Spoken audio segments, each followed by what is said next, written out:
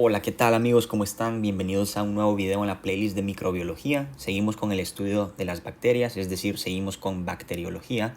El día de hoy nos vamos a enfocar en el estudio de un género muy importante de bacterias que es el género Bacillus. Especialmente vamos a estudiar las características de estas bacterias, ya que en la playlist de infectología ahí es donde vamos a estudiar todas las enfermedades que son causadas por estas bacterias. Entonces primero vean este video y una vez ya entienden verdaderamente cómo es que funcionan estas bacterias y cuáles son sus características, es ahí cuando ya van a poder entender las enfermedades, que en este caso la más importante de ellas es el carbunco o también llamado anthrax, ¿okay? Que ya lo vamos a mencionar dentro de unos minutos.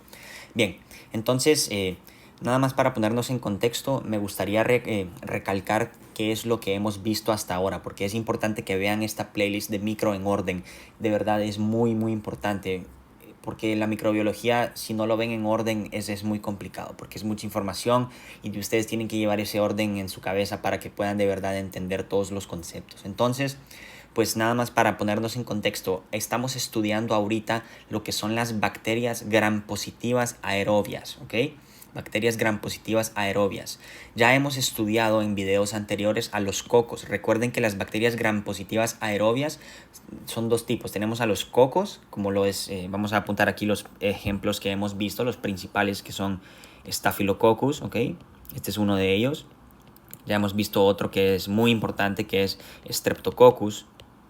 Y también vimos a los enterococos, ¿ok? Entonces estos son los tres principales cocos gram positivos aerobios que hemos estudiado ya. Si no han visto estos videos, les invito a que lo vean. Ya después de ver esos videos, pasan a estudiar lo que vamos a ver ahorita, que estos son los bacilos gram positivos aerobios. Ahora bien, los bacilos gram positivos aerobios se pueden clasificar en dos grandes categorías.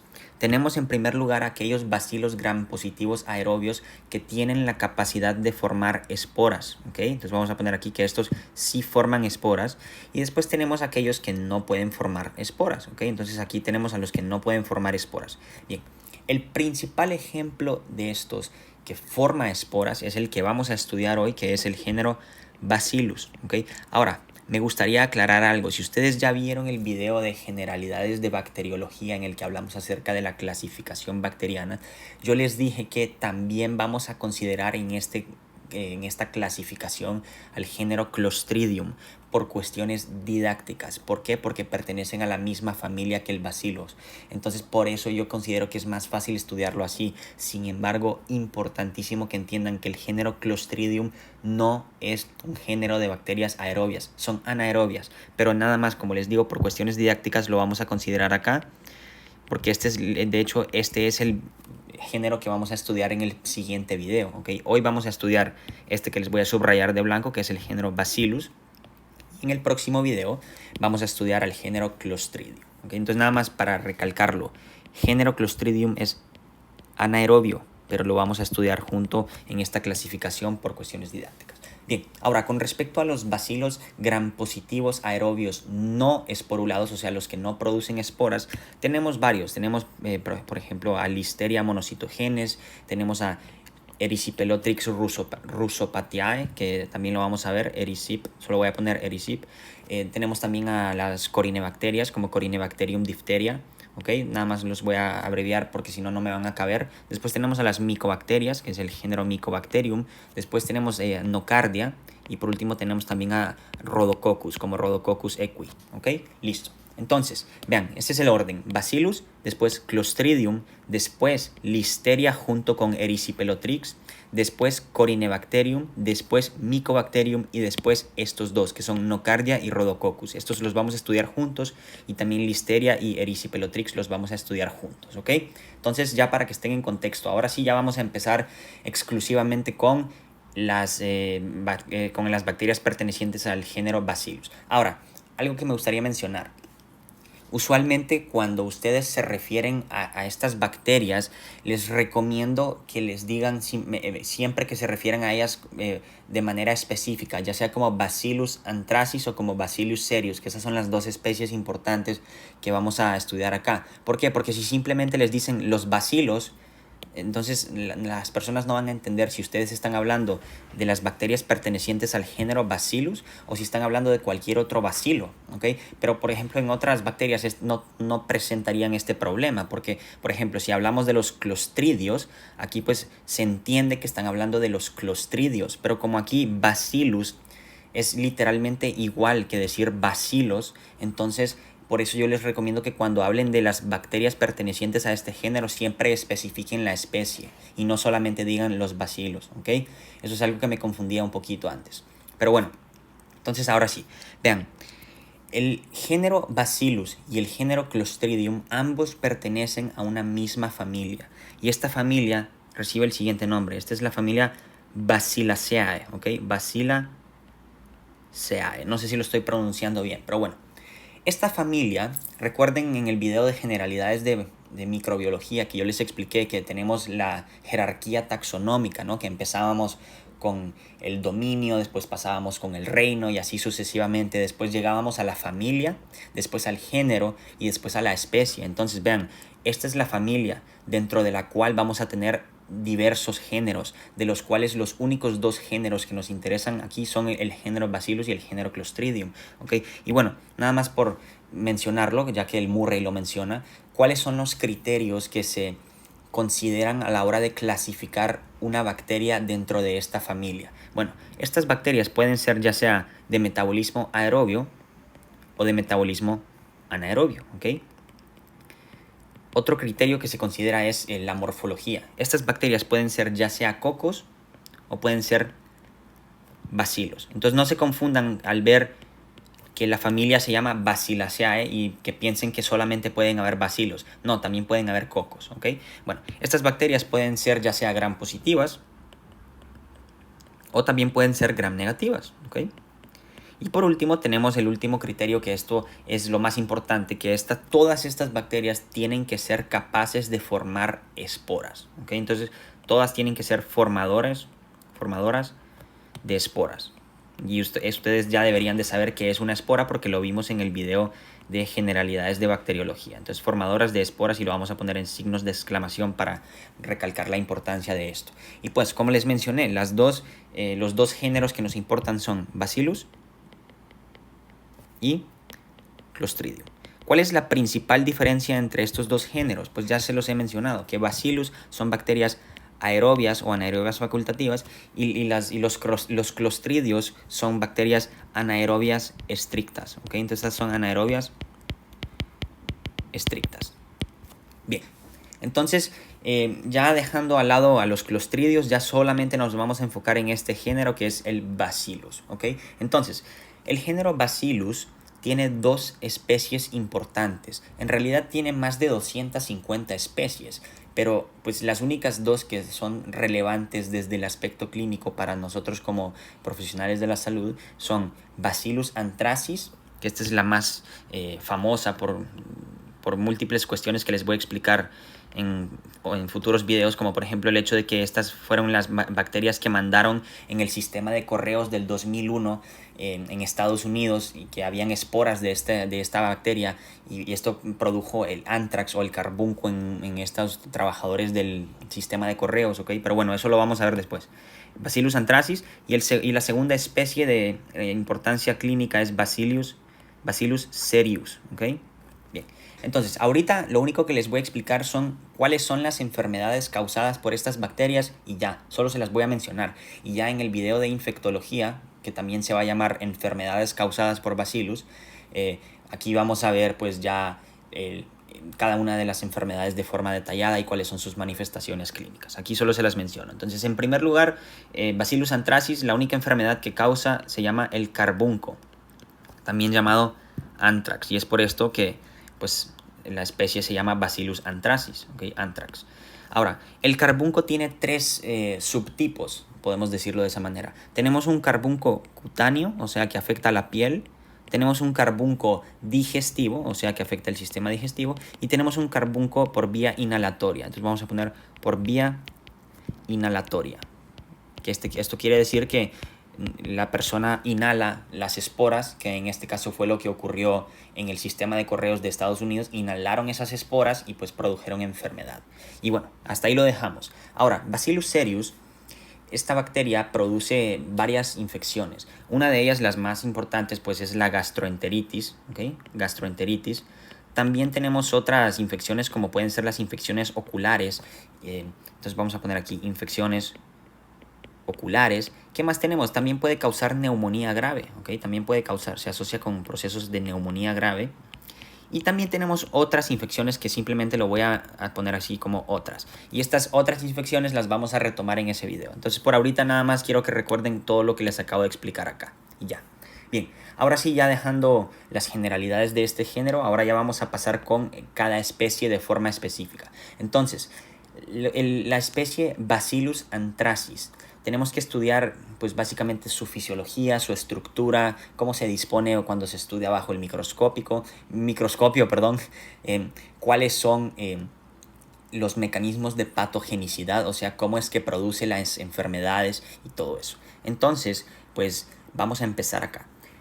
Esta bacteria, Bacillus anthracis, tiene las siguientes medidas. No creo que se los pregunten en el examen, sería muy malo el doctor si se los pregunta, pero bueno, tiene un diámetro de 1 micra, o sea, un micrómetro, entonces vamos a poner aquí 1 micra, y tiene una longitud, o sea, de largo, ya sea de 3 a 8 micras, ¿ok?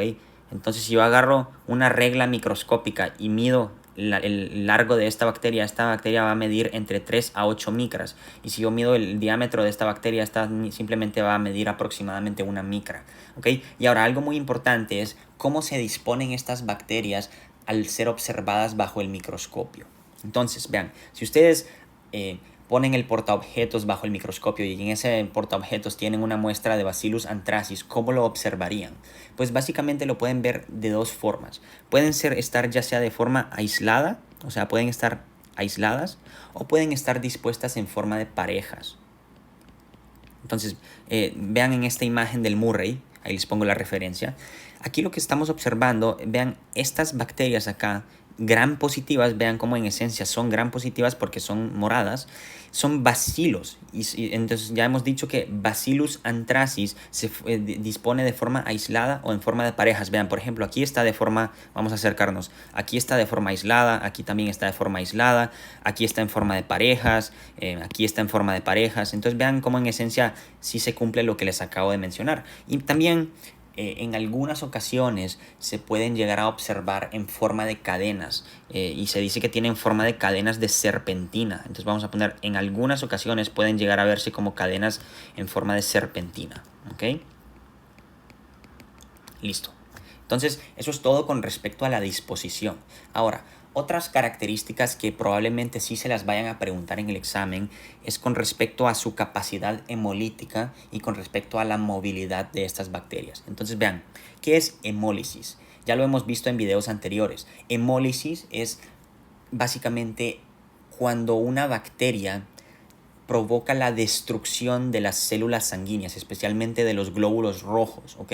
Entonces, en caso que una bacteria provoque la destrucción o la degradación de células sanguíneas, se dice que es una bacteria hemolítica. Entonces, en este caso, Bacillus anthracis, recuérdenlo, no es hemolítica, no produce hemólisis. Esto quiere decir que si yo pongo esta bacteria en un cultivo, en un agar sangre, ¿okay? Que un agar sangre es un medio de cultivo que tiene sangre. Entonces, si yo pongo esas bacterias ahí y las dejo ahí por unos días, nunca vamos a poder observar un patrón de hemólisis porque estas bacterias no producen hemólisis. Entonces, no vamos a poder observar esos huecos blancos de esos anillos de hemólisis, como lo podíamos ver en el caso de los streptococos, por ejemplo. Recuerden que Streptococcus pyogenes, que era un coco beta hemolítico del grupo A de Landsfield, ¿okay? Y ahí podíamos observar claramente cómo se borraba ese círculo que se correspondía con la hemólisis de los glóbulos rojos, ¿ok? Entonces, recuerden eso. Ahora, bueno, se los voy a apuntar, que no se los apunté, entonces no producen hemólisis. Listo. Ahora, otra característica importante es que esta especie es inmóvil. Esto quiere decir que si ustedes las observan, no van a ver que se mueven. Y esto es muy diferente con respecto a la otra especie de este género que les dije que es Bacillus cereus, que Bacillus cereus es móvil. Entonces, si les preguntan cuál es la principal diferencia entre Bacillus anthracis y Bacillus cereus con respecto a la movilidad, es que Bacillus anthracis no se mueve, es inmóvil, y Bacillus cereus sí es móvil, ¿ok? Y listo. Ahora, con respecto a las esporas, tienen que entender que si ustedes observan las muestras provenientes de un cultivo, en este caso sí van a poder observar las esporas, ¿ok? Y ya vamos a ver más adelante cómo es que se observan las esporas. Y después tenemos en el caso de que lo obtengan de muestras clínicas, entonces en el caso de cultivos sí van a poder observarlas, pero si obtienen una muestra clínica, ahí sí no van a poder observar esporas, ¿ok? Entonces es importante que recuerden eso. Ahora, con respecto ya a los mecanismos de patogenicidad de esta bacteria, tienen que entender que existen dos plásmidos importantes. Tenemos un plásmido que se conoce como el plásmido PXO2. Entonces vamos a poner aquí PXO2. Y tenemos otro plásmido que está acá de color rojo, que este es el plásmido PXO1. ¿Ok? Entonces vamos a empezar hablando acerca del plásmido PXO2, precisamente porque este es el encargado de codificar para todas aquellas moléculas que van a formar parte de la cápsula de esta bacteria. Entonces vean, Bacillus anthracis tiene una cápsula. Recuerden en el video de estructura bacteriana que vimos que es una cápsula. Es básicamente un conjunto de polisacáridos que recubren la parte externa de las bacterias. Pero vean, en el caso de Bacillus anthracis, esto sí es pregunta de examen. Esta es la única bacteria cuya cápsula no está formada por polisacáridos, o sea, no está formada por carbohidratos, sino que está formada por ácido polideglutámico. Pregunta de examen, ¿ok? Entonces, vean, por si también se los preguntan, existen 3 genes que están contenidos dentro de este plásmido, que son el gen CAP-A, CAP-B y CAP-C. Y pues es muy fácil de recordar, CAP. ¿Por qué? Porque se relacionan con la cápsula. Entonces CAP-A, CAP-B, CAP-C. Estos codifican para la cápsula. Y les he dicho que esta cápsula está formada ¿por qué? Por ácido polideglutámico. No está formada por polisacáridos como es el caso de las otras bacterias. Listo. Entonces, ¿cuál es la función de la cápsula? Recuerden, es inhibir la fagocitosis. Así de sencillo. Entonces ese sería un mecanismo de virulencia de esta bacteria. ¿Y a qué me refiero yo cuando digo virulencia? Pues básicamente es la capacidad que tiene una bacteria para producir enfermedad. O sea, mientras más virulenta sea una bacteria, mayor será el grado de daño o de enfermedad que va a producir en el ser humano. Entonces por eso es que digo que la cápsula es un factor de virulencia, porque es algo que contribuye al daño que es producido por esta bacteria, ya que si no hubiera esta cápsula sería más fácil para el sistema inmune eliminar pues a esta bacteria. Entonces por eso decimos que la cápsula es un factor de virulencia. Bien, ahora pasamos con el siguiente concepto que aquí es muy importante, es el siguiente plásmido PX01. Ya les expliqué qué hace este plásmido, el de arriba, que este es el que codifica para los componentes de la cápsula de esta bacteria. Pero ahora este siguiente plásmido, ¿qué es un plásmido? Si recuerdan, en el video de generalidades de bacteriología habíamos dicho que pues un plásmido es una pequeña porción de ADN extracromosómico, o sea, es material genético que no forma parte del cromosoma bacteriano, sino que es material genético adicional que está flotando en el citoplasma y que no es parte del cromosoma en el original, ¿ok? Entonces vean, estos plásmidos lo que hacen es, como les he dicho, codifican para diferentes proteínas que contribuyen a la virulencia de las bacterias. Entonces en este caso, las 3 proteínas que vamos a mencionar son estas 3. La que tenemos acá de color azul, esta se conoce como el factor de edema, ¿ok? Este es el factor de edema. ¿Y cómo van a recordar esto? Pues vean cómo aquí este personaje que les tengo marcado acá tiene las piernas muy gruesas, muy hinchadas. Imagínense que tiene las piernas todas edematosas, ¿ok? Ahora, la siguiente proteína que es codificada por este plásmido es esta que les tengo aquí de color rojo. Y esto se conoce como el antígeno protector. Más adelante les voy a explicar por qué se le llama antígeno protector. Pero por ahorita nada más quiero que lo recuerden con esta imagen. Vean cómo este personaje aquí tiene una espada en la mano. Aquí esta espada, y por ende eso les tiene que hacer recordar que es el antígeno protector, porque nos está protegiendo. Bueno, en realidad no nos está protegiendo, porque veremos que en realidad este antígeno protector es muy importante para la patogenia del carbunco, pero pues ya vamos a ver por qué le dicen protector. Ahorita nada más quédense con eso. Y después tenemos esta última proteína de color blanco, que esto se conoce como el factor letal. Y para que recuerden cómo se llama, pues el factor letal, por eso les tengo aquí este personaje con los ojos marcados con unas X, para que les recuerde que este personaje es letal. Ok, entonces estos son los tres que tienen que recordar: factor de edema, antígeno protector y factor letal, todos codificados por el plásmido PX01. Bien, ahora algo que sí les pueden preguntar en el examen es que cuando estos factores se juntan entre sí, pueden dar origen a unas toxinas. Entonces vean, es muy fácil. El antígeno protector tiene que estar presente en ambos casos. O sea, el antígeno protector tiene que estar siempre. Cuando el antígeno protector se une con el factor de edema, ¿cómo creen que se llama esa toxina? Pues se llama toxina del edema. ¿Okay? Entonces esta la vamos a apuntar aquí de color azul y de color rojo. Esta es la toxina del edema.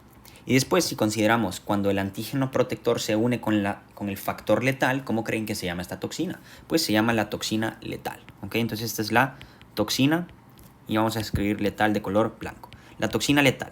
Ya más adelante voy a volver a retomar estos conceptos cuando les expliqué el mecanismo a través del cual esta bacteria produce enfermedad. Entonces ahorita lo único que hemos estudiado son los factores de virulencia, que son la cápsula y estas proteínas, que es el factor de edema y el factor letal. El antígeno protector no es considerado factor de virulencia y ya les voy a decir por qué. Entonces vean.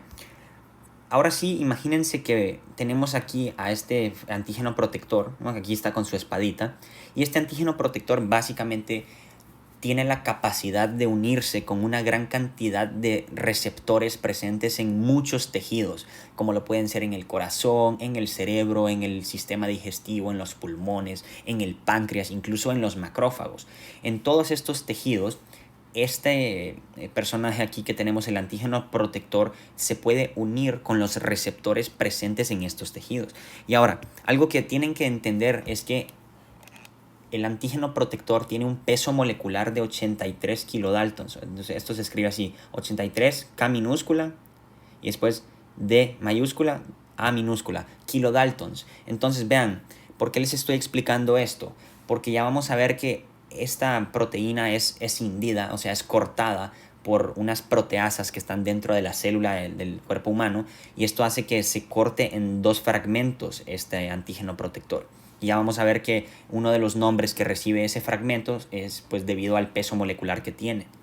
Entonces vean, aquí tenemos al antígeno protector que ha entrado a nuestro cuerpo, y este antígeno protector, vean, le va a salir aquí su brazo con la espada, y con la espada la va a clavar aquí en este receptor, que puede ser cualquiera de los tejidos que les acabo de explicar. Aquí simplemente he dibujado cualquier célula, ustedes pueden imaginar cualquiera. Entonces vean, aquí una vez el antígeno protector se une con este receptor, lo que va a pasar es que se van a activar, como les he dicho, unas proteasas que se conocen como las furina proteasas, que están dentro de la célula. Y estas furina proteasas lo que van a hacer es que, como su nombre lo indica, proteasas, van a cortar la proteína, que en este caso la proteína que van a cortar es el antígeno protector, y lo van a cortar en dos pedazos. Un pedazo que se va a quedar unido con el receptor, y este tiene un peso molecular de 63 kilodaltons. Y el otro fragmento que es cortado gracias a estas proteasas y es liberado hacia el espacio extracelular, este simplemente tiene ¿cuánto? Pues por simple matemática, ¿cuánto tiene de peso molecular? 20 kilodaltons, ¿ok? Entonces vean ahora, el fragmento pequeño de 20 kilodaltons, ya olvídense de él, ya no nos interesa. El que sí nos importa ahorita es este, el de 63 kilodaltons. Y ahora ustedes se pueden referir a este como el fragmento PA63. ¿Por qué? PA porque en inglés antígeno protector se dice protective antigen, entonces por PA es por las siglas en inglés. Entonces vamos a poner aquí que ahora nosotros nos referimos a este como el fragmento PA63, ¿ok? Fragmento PA63. Listo. Entonces, ahora, ¿qué pasa con este fragmento PA63? Pues básicamente lo que tiene que ocurrir ahora es que tienen que unirse 7 de estos fragmentos para formar un complejo, se dice un complejo heptamérico. O sea, un heptámero es un complejo o un complejo proteico formado por 7 subunidades, que en este caso las 7 subunidades serían pues 7 subunidades del PA53. Entonces vean, acá tenemos una, marcada de color rojo. Acá tenemos otra. Acá tenemos otra. Y si seguimos contando, tenemos 7. Tenemos 1, 2, 3, 4, 5, 6, 7. Y por eso decimos que es un heptámero. Y eso probablemente se los pregunten en el examen. A mí me lo preguntaron, me acuerdo. ¿Ok? Entonces vean, ¿qué va a pasar? Aquí es lo que tenemos. El complejo heptamérico unido con el receptor. Aquí abajo estaría la célula. Si la dibujo, aquí abajo estaría la célula con su núcleo. ¿Ok? Y pues entonces vamos a marcar. Esto de amarillo sería el receptor. Y ahora, ¿cómo se denomina este complejo formado por 7 fragmentos PA63 unidos entre sí? Esto recibe el siguiente nombre. Esto se conoce como el preporo. ¿Por qué el preporo? Porque después va a formar algo que se conoce como el poro. Ya se los voy a explicar más adelante. Pero entonces, para recapitular, tenemos este antígeno protector, que es una de las 3 proteínas que es sintetizada por este plásmido. ¿Ok? Entonces, de estas 3 proteínas, la única que hemos estudiado hasta ahora es el antígeno protector, porque este antígeno protector de 83 kilodaltons se une con uno de los receptores en diversos tejidos del organismo. Una vez se une, aquí con su espada, lo que va a pasar es que se van a activar unas furina proteasas dentro de la célula, las cuales van a cortar este antígeno protector en 2 partes. Una parte de 63 kilodaltons que se queda unida con este receptor y otra parte pequeña de 20 kilodaltons. Esta parte que se queda unida se conoce como el fragmento PA63 y se tienen que unir 6 más de estos, incluido este, o sea, para formar 7, y eso se va a formar el preporo, que este es un heptámero que los tenemos representado acá, y vean cómo tiene forma de poro, ya lo vamos a ver más adelante. Entonces ahora, ¿qué pasa con este preporo? Pues este preporo tiene 3 sitios de unión para estas otras 2 proteínas que les expliqué, que es el factor de edema y el factor letal. Entonces vean, esto que les tengo marcado de verde, estos son los sitios de unión a estos factores. Entonces vean, aquí tenemos el preporo, aquí está el receptor, aquí abajo estaría la célula, nada más para seguir en la misma página, aquí estaría el núcleo.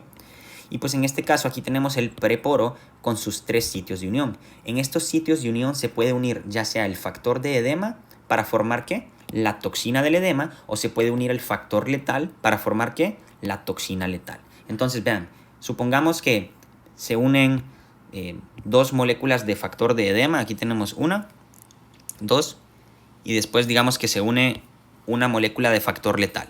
Entonces aquí lo que hemos formado aquí es una toxina letal, y aquí es una toxina del edema, y aquí es otra toxina del edema. Pero vean cómo esto es muy importante, que este es un comportamiento competitivo, de tal manera que se pueden unir ya sea el factor de edema o el factor letal. Esto no quiere decir que estos sitios de unión son específicos para cualquiera de estos 2, sino que es competitivo. Entonces el que sea más vivo, el que agarre el sitio primero, pues gana. Y bueno, ¿qué pasa una vez se unen estos factores con los sitios de unión del preporo? Pues lo que va a pasar es lo siguiente, se va a inducir la endocitosis de este complejo heptamérico y lo vamos a introducir hacia la célula. Y pues aquí lo que estamos observando es una vesícula intracelular con el preporo aquí de color rojo, aquí el receptor celular de color amarillo, y después aquí están los sitios de unión de color verde. Entonces vean, ¿qué va a pasar? Supongamos que en este caso liberamos, bueno, antes de explicarles esto tienen que entender lo siguiente.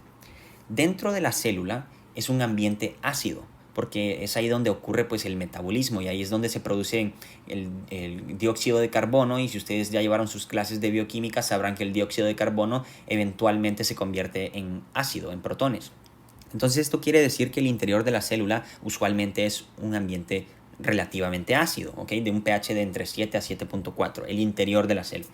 Ahora, ¿qué va a pasar cuando este preporo y sus sitios de unión se ven expuestos a este ambiente ácido? Lo que va a pasar es que los sitios de unión van a liberar a estos factores que tienen unidos. Entonces aquí liberamos primero al factor de edema, entonces lo vamos a dibujar acá. Aquí está con sus ojos. Y lo más importante es que tiene las piernas edematosas. Entonces aquí está nuestro factor de edema.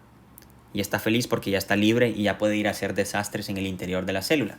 Y después, ahora tenemos aquí el factor letal de color blanco que es liberado. Entonces aquí lo vamos a dibujar. Recuerden que este tiene los ojos marcados con X para demostrar que es un factor muy letal. Y pues aquí está muy alegre también porque ya va a ir a hacer de las suyas. Entonces ahora lo que nos debemos de preguntar es ¿qué ocurre una vez estos factores son liberados en el interior de la célula? Pues qué bueno que preguntaron, ahorita se los explico. ¿Qué hace el factor del edema? Pues esto, como su nombre lo indica, va a producir edema, pero ¿cómo lo hará? Vean, este factor de edema es lo que se conoce como una adenilato ciclasa dependiente de calmodulina. ¿Qué es lo que quiere decir esto? Una adenilato ciclasa simplemente es una enzima que está... A ver, les voy a dibujar aquí una célula. Una adenilato ciclasa es una enzima, que la voy a dibujar acá de color amarillo, una enzima transmembrana, es decir, es una enzima que está embedida en la membrana celular. Y esta enzima, imagínense que les sale un brazote acá, y lo que hace es que convierte el ATP en AMP cíclico, ¿ok? En AMP cíclico. Entonces, ¿qué es lo que va a pasar? Si este factor del edema tiene actividad de adenilato ciclasa, esto quiere decir que vamos a incrementar o a disminuir las concentraciones de AMP cíclico. A incrementarlas, porque les acabo de decir que este adenilato ciclasa hace la conversión de ATP a AMP cíclico. Entonces esto quiere decir que cuando el factor del edema es liberado, esto hace que las concentraciones de AMP cíclico se eleven, ¿ok? Y ahora, ¿qué pasa cuando las concentraciones de AMP cíclico se elevan? Pues esto es lo que va a pasar, es que se activa una enzima, vamos a borrar esto, y esta enzima que se activa se conoce como la proteína sinasa A. Entonces la vamos a dibujar acá, que la estamos activando, y esta es la pKa. Y una vez activamos a la proteína sinasa a través de una gran cantidad de señales intracelulares, vamos a ocasionar edema. Entonces vamos a poner aquí que esto va a producir edema. Y esto es característico del carbunco, como vamos a ver en el video de infectología cuando hablemos de las enfermedades causadas por esta bacteria. ¿Ok? Y bueno, algo que me gustaría mencionar también es que existen otras bacterias como lo es Vibrio cólera que también actúan a través de este sistema, incrementan la producción de AMP cíclico, pero en este caso en vez de producir edema tisular lo que van a hacer es producir pues diarrea acuosa. ¿Ok? Ese es en agua de arroz, se le dice. Bueno, eso lo vamos a ver en su video respectivo. Ahora pasamos con el siguiente factor, que es el factor letal. El factor letal es algo que se conoce como una proteasa. Es una proteasa dependiente de zinc. Esto quiere decir que tiene la capacidad de inactivar o de cortar diferentes proteínas de la célula. En este caso, la proteína que es inactivada por el factor letal se conoce como la MAP sinasa, ¿ok? M-A-P-K, MAP sinasa, MAP kinase por inglés. ¿Y qué es lo que va a pasar? Pues una vez se inactiva la MAP sinasa, esto a través de diversos procesos celulares que todavía no están muy bien esclarecidos, esto va a producir el daño o muerte celular. Entonces está más fácil porque nada más tienen que recordar que al inactivar a la MAP sinasa esto produce muerte celular, pero el mecanismo todavía es un poco dudoso, no se sabe cómo, ¿ok? Y bueno, y ahora por último les voy a explicar el antígeno protector. Recuerden que les dije que el antígeno protector no es patogénico por su propia cuenta, sino que es más que nada inmunogénico. ¿Qué quiere decir esto? Entonces vamos a poner aquí, este no es patogénico, pero es inmunogénico. ¿A qué me refiero con esto? Cuando es inmunogénico, esto quiere decir que es capaz de estimular o activar al sistema inmune. Entonces es inmunogénico. Y ahora ustedes se preguntarán, ¿esto qué tiene que ver? Pues básicamente si yo tengo la capacidad de estimular al sistema inmune, pues yo voy a producir anticuerpos frente a este antígeno. Y si yo produzco anticuerpos frente a este antígeno, pues va a haber una mayor probabilidad de que nuestro organismo pueda controlar la infección. ¿Okay? Entonces, por eso es que decimos que es un antígeno protector. Pero en realidad esto no es tan protector que digamos, porque pues si ustedes se ponen a pensar, el antígeno protector es lo que causó todo esto en primer lugar, porque si no hubiera estado el antígeno protector, no se hubiera unido con el receptor, no se hubiera formado el preporo y no se hubieran unido los factores letales o el factor de edema y pues nada de esto hubiera ocurrido. Entonces el antígeno protector protege de alguna manera, pero también produce daño de otra. Entonces podemos decir que los factores de virulencia, los tres principales factores de virulencia son el factor de edema, el factor letal y la cápsula. ¿Okay? Entonces, estos son los tres principales factores de virulencia de Bacillus anthracis. Y con eso concluimos el estudio de Bacillus anthracis. Ahora vamos a pasar a estudiar a Bacillus cereus, que este es el otro grupo de bacterias que es muy importante dentro de este género. Y ya con eso concluimos el video. Muy bien, pues entonces ahora vámonos aquí con Bacillus cereus. Este ya es más corto.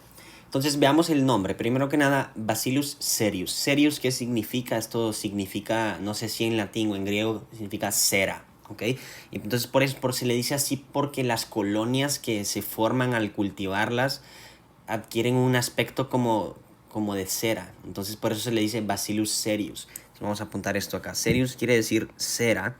Y esto se debe a la apariencia que tienen estas colonias al cultivarse. Entonces, porque se dice que son colonias con superficie mate. ¿Okay? Colonias con superficie mate. Y esto es lo que pueden observar aquí en esta imagen de la derecha. Fíjense, acá tenemos un cultivo y fíjense aquí estas colonias de Bacillus anthracis, como efectivamente parecen bolitas de cera, y por eso se les dice así. Bien, ahora pasando acerca de las características de estas bacterias, que esto pues hay algunas cosas que tienen que entender que son diferentes en comparación a lo que era para Bacillus anthracis. Primero que nada, Bacillus cereus, a diferencia de Bacillus anthracis, es un bacilo móvil, es decir, se mueve. Entonces, por eso es que vamos a apuntar aquí primero que con respecto a la movilidad, este sí tiene movilidad. Entonces vamos a poner aquí un check verde. Ahí está. Después, otra característica que también difiere con respecto a Bacillus anthracis es en relación a la hemólisis. Tenemos que entender que Bacillus anthracis no producía hemólisis. Sin embargo, Bacillus cereus, debido a algunas de sus toxinas que les voy a mencionar más adelante, sí puede causar hemólisis, es decir, destrucción de los glóbulos rojos. Entonces vamos a apuntar aquí que de igual manera Bacillus cereus puede producir hemólisis. ¿Okay? Vamos a poner aquí un check verde igual. Y por último, algo que es compartido entre ambas especies es la capacidad de formar esporas, que esto pues ya lo hemos mencionado desde el principio del video. Entonces podemos formar esporas. Bien, y ahora me gustaría mencionar que existe una tinción muy importante que no la mencioné en la parte de Bacillus anthracis, pero que la voy a mencionar acá, que es la tinción verde malaquita. Vamos a apuntarlo aquí, la tinción verde malaquita, que se usa especialmente para poder observar bacterias que forman esporas. Entonces fíjense en esta imagen de la derecha, en la parte inferior, si yo me acerco, estas bolitas de color verde que observan son las esporas que son formadas por Bacillus cereus. Y ya después aquí un poco más difícil de observar, pero fíjense cómo tenemos estos bacilos medio teñidos, pero que no se observan muy bien, pero estos son los bacilos en su forma vegetativa, o sea, los bacilos que no están formando esporas en ese momento. Y estas aquí pues se ven de color verde debido a esta tinción verde malaquita, que las esporas son muy buenas para captar esta tinción, mientras que las células en su forma vegetativa no lo pueden hacer.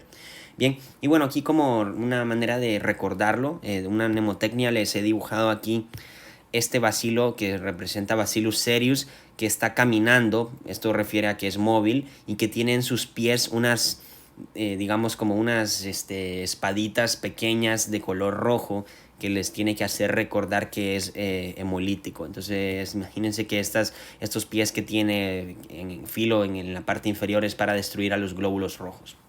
Y bueno, lo de las esporas pues esto ya lo saben, entonces no tengo que agregar nada ahí. Bien, ahora me gustaría mencionar otra cosa. Esto no es tan importante, pero el Murray menciona que Bacillus cereus, estas bacterias, pueden colonizar la piel de forma transitoria, sin causar ningún tipo de daño, ¿ok?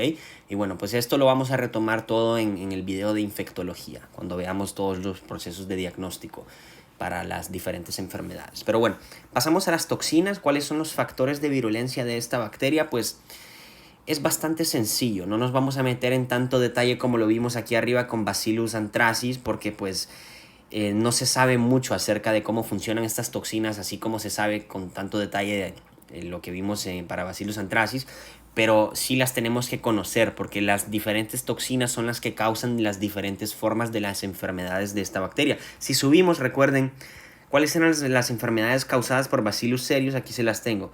Tenemos gastroenteritis, que de hecho no les mencioné, pero tenemos dos formas. Tenemos una forma emética, es decir, una forma con vómito, y una forma diarreica, que esto ahorita se los voy a mencionar. También tenemos las infecciones oculares, tenemos casos de neumonía grave, entre otras. Pero bueno, como les digo, esto lo vamos a ver con más detalle en infecto. El único motivo por que les explico eso es porque las diferentes toxinas que les voy a anotar ahorita son la causa de muchas de estas infecciones. Entonces, en primer lugar tenemos un grupo que son las enterotoxinas, las cuales a su vez se pueden subdividir en dos grupos de acuerdo a sus características físicas.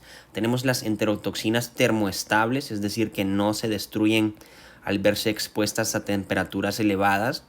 y tenemos las enterotoxinas termolábiles. ¿Okay?